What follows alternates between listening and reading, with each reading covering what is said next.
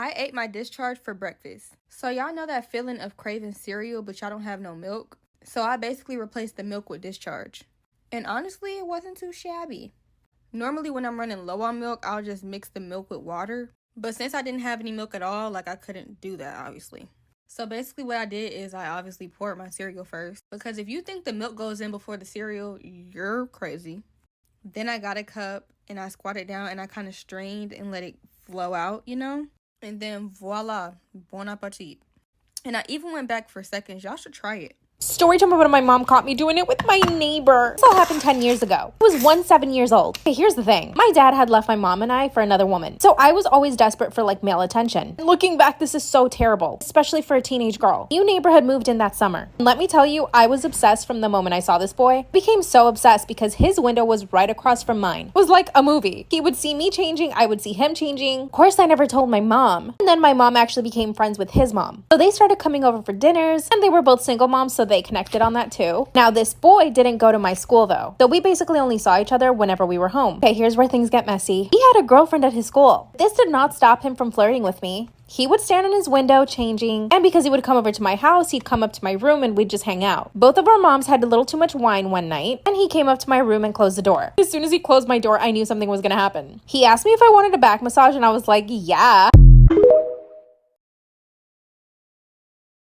Story time about how I did the dirty with my student. Please TikTok, do not delete this. Disclaimer, this is not my story time. Like I said, I was 6 years older than him, was 17 going on 18. So on my first day as his teacher, he would not stop staring at me. And at the end of the class, he actually handed me his phone number. I was actually shook. Coming from an abusive relationship, my ex would always talk down on me. He would tell me that I was ugly and fat, even though I was actually a fitness model when I met him, and he forced me to leave my career. So when the student gave me his number, I was really flattered. And guess what I did? I went ahead and sent him a text message. Over the next week, we actually ended up just becoming friends. We would text each other every now and then, and I could tell that he was catching feelings really fast. I know you're gonna roll your eyes, but we actually had a lot in common. After the first week, I was actually transferred over to another grade, and that's when he asked me if I wanted to go to the movies with him. When I got to the movie theater, he greeted me with a flower and a kiss on the lips. I was in shock, and we proceeded to make out the entire movie. After that, I invited him to come over to my house, and he said yes. At first, he was shy when we got there. After 10 minutes, he warmed up, and we started kissing again. At this point, I realized that maybe I shouldn't be doing this. I told him to leave, but he said he wouldn't. And he kissed me again. My wife cheated on me with her girlfriend and her husband. Last weekend my wife, 50, went out for drinks and dinner with her best friend. This was a planned dinner and not out of the ordinary. She looked amazing all dressed up. She was going to take the night off from dialysis, which is a welcome treat for her. The plan was for her to go to dinner and then go back to her friend's house for a while and then come home. They went out to dinner but it took longer than expected, which pushed back the time she was going to come home. I told her that maybe she should spend the night and I could bring her clothes or bring her home and we could pick up the car the next day. She said she had some stuff in the car. I have clean gym clothes which would work in a pinch. They took an Uber into the city, had dinner and drinks and took an Uber back to her friend's house. We stayed in communication all evening and she sent photos. We chatted and I told her good night and we said we loved each other. She did have a few drinks and I could tell she was a bit tipsy. She comes home the next day in the afternoon, immediately came in, showered and put the clothes in the washing machine. I found it a little unusual because I generally do the laundry and she didn't wash anything else. She said she spilled something on my shirt and she wanted to clean it so I wouldn't be mad. After the shower she went down and pretty much slept until late in the evening. Nothing seemed out of the ordinary. She is always tired and not doing a treatment compounds her tiredness. The next day she said that we needed to talk. She started crying and told me that her night out didn't go as planned. She said that once they got back to her girlfriend's house, they had some more drinks and did some substances. Which I thought was Zaza. It turns out I was way off. She said that they did do some Zaza, had some coke and maybe some hard stuff. I was floored when she said coke and hard stuff. Until recently, she never did Zaza or edibles. I assumed she was crying because of the substances. She continued to say that her friend and her were dancing and listening to music. She said that when everything kicked in she was having a really good time. She said that they started talking about husbands and lovemaking and things they wanted to experience. She said that they were just goofing around and her friend kissed her.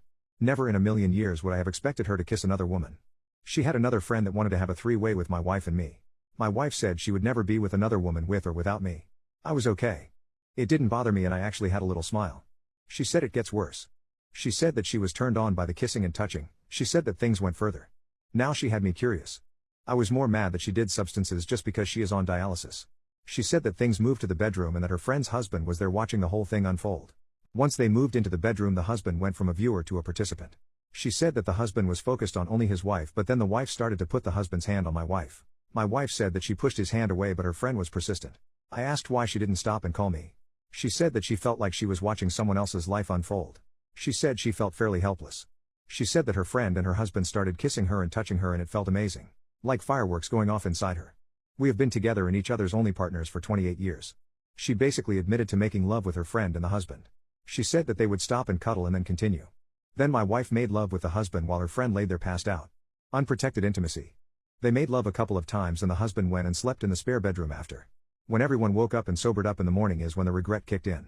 The wife had no idea that my wife made love with her husband without her participation. My wife said that the couple had never done anything like this before and it wasn't planned. I call bullcrap on her friends. Why would they have hard substances if they didn't like to party somewhat? My wife has been friends with her friend for almost 30 years. We've been out with them hundreds of times. They have never given any indication of any of this. I could have handled some of this but I can't handle it all. I left her there and stayed in a hotel for a couple of days. She called me hundreds of times and left texts. She started saying she was remorseful and blamed it on the substances and drinking.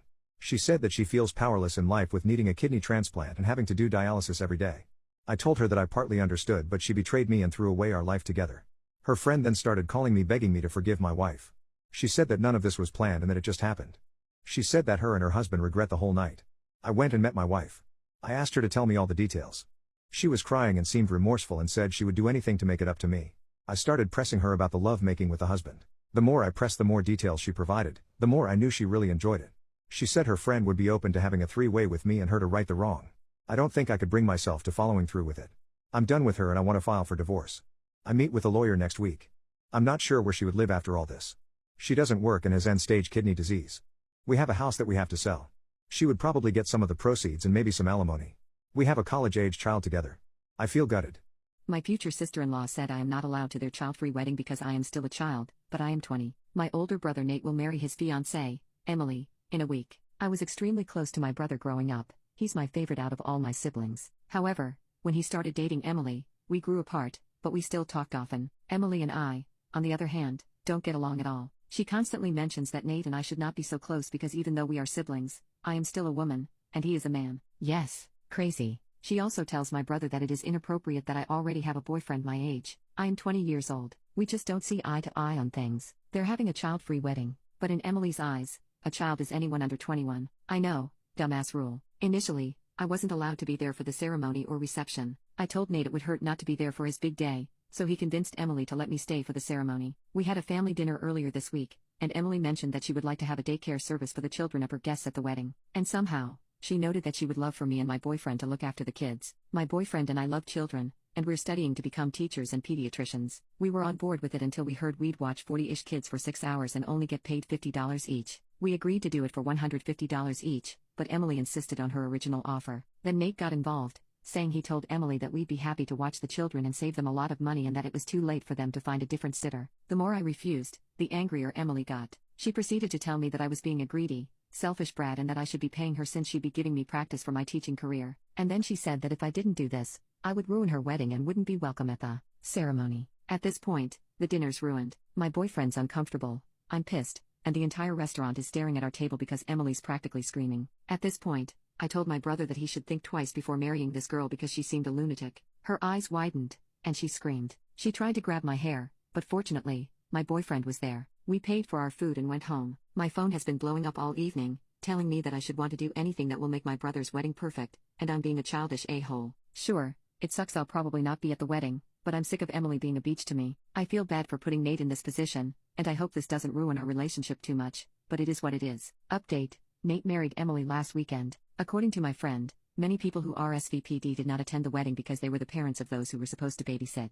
And some of the parents expressed disappointment because Emily promised to provide them with a babysitter for 2 days. Emily decided that it would be a good idea to celebrate her wedding for 2 days. She clearly tried to trick us into caring for the kids without knowing her plans. It's a good thing that I was quick to refuse her. My friend also told me that she was depressed and did not smile throughout the reception because many seats were unoccupied. I hope that my brother wakes up and sees what he married. My daughter announced that she is pregnant and she expects us to raise it too because she and her boyfriend are busy. She flipped out and left in tears when we refused. I am a 56-year-old mother to 33-year-old Kelly and grandmother to 16-year-old Opal. Kelly became pregnant at 16. My husband, Eddie, and I have always believed in having the right to choose. However, Kelly insisted that she wanted to keep the baby and not give it up for adoption. We helped a lot, as Kelly was only 17 when Opal was born. However, Kelly rarely helped with parenting, even when she was available. Even